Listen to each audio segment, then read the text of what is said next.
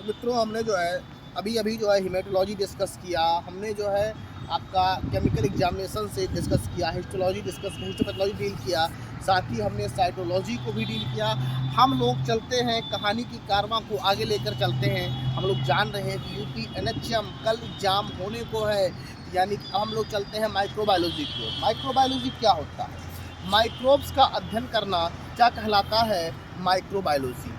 ठीक है, माइक्रोबायोलॉजी के जनक कौन थे भैया? इसको आप पढ़ कर जाइएगा। माइक्रोबायोलॉजी के जनक, फादर ऑफ माइक्रोबायोलॉजी। माइक्रोबायोलॉजी क्या होता है?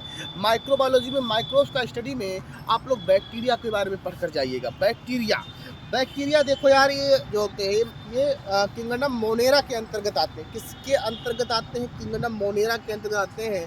आर्की बैक्टीरिया होते हैं, आपका डिफरेंट टाइप के बैक्टीरिया होते हैं। लेकिन देखिए, सबसे पहले आज हम लोग को बात करना है बैक्टीरिया जो होता है आपका, एक होता है ग्राम पॉजिटिव बैक्टीरिया, एक होता है gram negative bacteria. Gram positive bacteria और gram negative bacteria sorry, gram positive bacteria में क्या होता है आपका, एक आता है बेसिलाई, एक आता है कोकाई।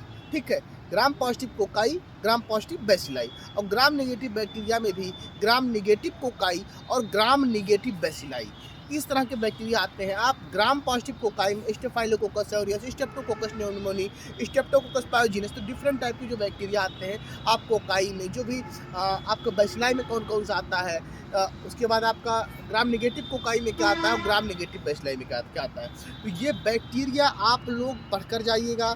साथ ही में आप ग्राम स्टेन पढ़ते हैं, तो ग्राम स्टेनिंग में सबसे पहले क्या डालते हैं हम लोग? क्रिस्टल वाटर डालते हैं। उसके बाद क्या डालते हैं? आयोडीन डालते हैं। उसके बाद क्या डालते हैं? एसीटोन या अल्कोहल डालते हैं। लास्ट में काउंटर स्टेन क्या होता है?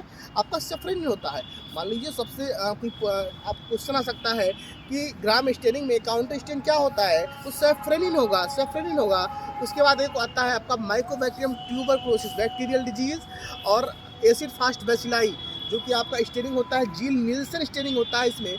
अगर मैं बात करूं ट्यूबरक्लोसिस के काजेटिव एजेंट के बारे में, तो mycobacterium tuberculosis, mycobacterium bovis, mycobacterium africanum, ये होते हैं इसके काजेटिव एजेंट। अगर मैं बात करूं कि इसके लिए जो होता है, आप इसके लक्षण, टीबी, कौन कौन सी टीबी हो सकती है? टीबी जो है डिफरेंट टाइप की टीबी भी होती है, ब्रेन टीबी होती है, चेस्ट की टीबी होती है, डिफरेंट टाइप की टीबी होती है। तो अगर मैं बात करूं जो है ट्यूबरक्लोसिस के लिए कौन सा स्टेन होता है, तो एएफबी स्टेन होता है। अगर मैं बात करूं एएफबी स्टेन के मेथड के बारे में, तो सबसे पहले हम लोग डालते हैं कार्बोल्फासिन। जब हम लोग स्टेन करेंगे सबसे पहले कार्बोल्फासिन, देन वासवास करेंगे। उसके बाद हम लोग डालते हैं 20% H2SO4। लास्ट में होता है मेथाइलिन ब्लू। मेथाइलिन ब्लू हम लोग लास्ट में डालते हैं, जो कि काउंटर स्टेन होता है। क्वेश्चन आ सकता है कि काउंटर स्टेन क्या होता है? मेथाइलिन ब्लू होता है। हम लोग चलते हैं कहानी की कारवां को आगे ले चलते हैं। और कल्चर मीडिया, कल्चर मीडिया क्या होता है? बैक्टीरिया की ग्रोथ करने का एक मीडियम होता है। कल्चर मीडिया में जो है उसके एक मीडियम में जो है क्या क्या इंपॉर्टेंट होता है? पेप्टोन वाटर होता है, आपका पीएच होता है, इंडिकेटर होता है, एगार होता है। तो ये सब चीज़ें, ये सब मीडियम होते हैं। और जो एगार होता है वो एक प्रकार का सॉलिडिफाइंग एजेंट होता है। एगार का काम क्या होता है? एक सॉलिडिफाइंग एजेंट होता है। तो ये बातें हो गई। अब फिर एक चीज़ आती है स्टेलाइजेशन। स्टेलाइजेशन क्या होता है? तो बैक्टीरिया व वायरस को जो है किसी ऑब्जेक्ट से, किसी वस्तु से, किसी पदार्थ से बैक्टीरिया वायरस को नष्ट करने की क्रिया को हम लोग स्टेलाइजेशन बोलेंगे। स्टेलाइजेशन दो मेथड से होता है। एक आपका होता है ड्राई हीट मेथड होता है, एक आपका होता है मॉइस्ट हीट मेथड होता है। ठीक है, ड्राई हीट और मॉइस्ट हीट। मॉइस्ट हीट में आपका ऑटोक्लेव वगैरह आ जाएगा। हाँ, ऑटोक्लेव के बारे में हम लोग बात कर लेते हैं। ऑटोक्लेव की टेम्परेचर की बात करें तो 121 डिग्री सेंटीग्रेड पर हम लोग इसको हीट करते हैं, और टेम्परेचर इसको बढ़ा देंगे 134 तक भी कर सकते हैं। ऑटोक्लेव जो है मॉइस्ट हीट का एक मीडियम है, मॉइस्ट। और 121 में अगर हम हीट करेंगे तो 15 मिनट के लिए हीट करते हैं। ठीक है, और देखिए ऑटोक्लेव के अलावा अगर मैं बात करूँ ड्राई हीट के मेथड के बारे में, तो उसमें एक होता है hot air oven. Hot air oven भी टेम्परेचर होता है 160 डिग्री सेंटीग्रेड, 180 डिग्री, मतलब इसको आप जो है टेम्परेचर को घटा सकते हैं, टेम्परेचर को बढ़ा सकते हैं। हॉट एयर ओवन के बारे में भी आप पढ़कर जाइएगा। आप सेंट्रीफ्यूज, सेंट्रीफ्यूज जो होता है किस बेसिस पर कार्य करता है? सेंट्रीफ्यूगल फोर्स के बेसिस पर कार्य करता है। सेंट्रीफ्यूगल फोर्स आपने इंटरमीडिएट में पढ़ रखा है, सेंट्रीफ्यूगल फोर्स के बारे में। ठीक है, तो ग्राम पॉजिटिव बैक्टीरिया, ग्राम negative bacteria. Gram positive bacteria की जो लेयर होती है, सलवाल होती है, थिक होती है। ग्राम निगेटिव की सलवाल क्या होती है? हल्का सा पतली होती है, इसकी थिक होती है, इसकी मोटी होती है, ग्राम पॉजिटिव की उसकी पतली होती है। ये जो होता है क्रिस्टल वायलेट स्टेन, ये जो होता है पर्पल कलर देता है। जो ग्राम पॉजिटिव की जो बैक्टीरिया होता है वो पर्पल कलर देता है और वो कोई भी कलर रिटेन नहीं करता है। ग्राम नेगेटिव जो होता है किसी भी प्रकार का कोई कलर रिटेन नहीं करता है। ठीक है, तो ये हो गई कुछ इसके बारे में बेसिक बातें। अब हम कहानी को ले चलते हैं थोड़ा सा ब्लड बैंक की ओर, ब्लड प्रिजर्वेशन।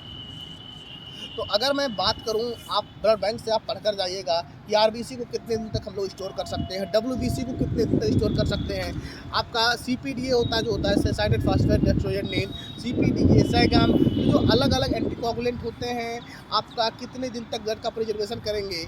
उसके अलावा अगर मैं बात करता हूँ थोड़ा सा जो है एंटीकोगुलेंट क्या होते हैं। जो ब्लड को जो है थक्का जमने से रोकते हैं। एंटी मतलब विरोधी, कोगुलेशन मतलब थक्का जमना। तो जो कोगुलेशन, जो थक्का जमने का विरोधी हो उसे हम लोग बोलते हैं एंटीकोगुलेंट। डिफरेंट टाइप की जो एंटीकोगुलेंट होते हैं जैसे आपका ईडीटीए है, हिपैरिन है, आपका सोडियम साइट्रेट है, डबल ऑक्जेट है। तो इसमें जो होता है इन सब चीज़ का प्रोपोर्शन क्या है। जैसे ईडीटीए में जो होता है, ईडीटीए का जो कंसंट्रेशन होता है 1.5 mg होता है, 1.5 mg होता है। अगर हम बात करें सोडियम क्लोराइड में तो 2 mg के आसपास होता है। तो कहने का मतलब जो इसकी कंसंट्रेशन है ईडीटीए में, ये सब चीज़ें आप पढ़ कर जाइएगा। और इसके अलावा जैसे जो भी टेस्ट, कौन से टेस्ट जो है इस एंटीकोगुलेंट के द्वारा परफॉर्म किए जाते हैं, कुछ बेसिक बातें इनके बारे में आप देख लीजिएगा, पढ़ लीजिएगा। उसके बाद HIV, HCV, HBsAg आपका इसको आप देख लीजिएगा। बिलिरुबिन सिलेबस में दिया हुआ है कि क्वेश्चन आएगा। बिलिरुबिन में डायरेक्ट बिलिरुबिन, इनडायरेक्ट बिलिरुबिन, आपका टोटल बिलिरुबिन कितना होता है। टोटल बिलिरुबिन होता है 0.2 से लेकर के 1.2 तक। उसके अलावा बिलिरुबिन क्यों बढ़ता है, बिलिरुबिन क्यों घटता है, तो लीवर संबंधी समस्याओं के चलते, लीवर संबंधी समस्याओं के चलते बिलिरुबिन का लेवल बढ़ जाता है। जैसे hepatitis A, hepatitis B, hepatitis C, hepatitis D, E.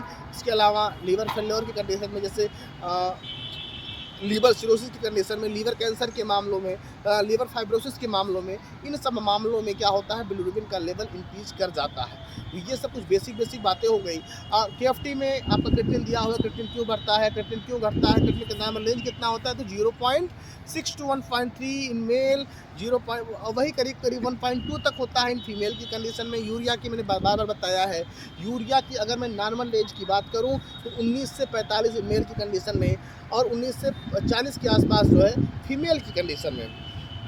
Uric acid 3 से 6 इन फीमेल, 3 से 7 इन मेल।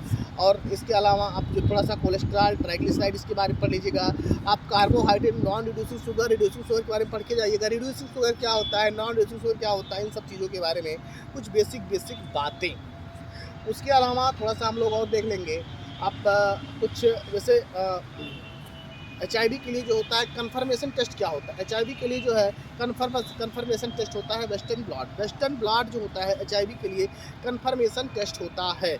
लिपिड प्रोफाइल में कोलेस्ट्रॉल, ट्राइग्लिसराइड, कुछ बेसिक बातें।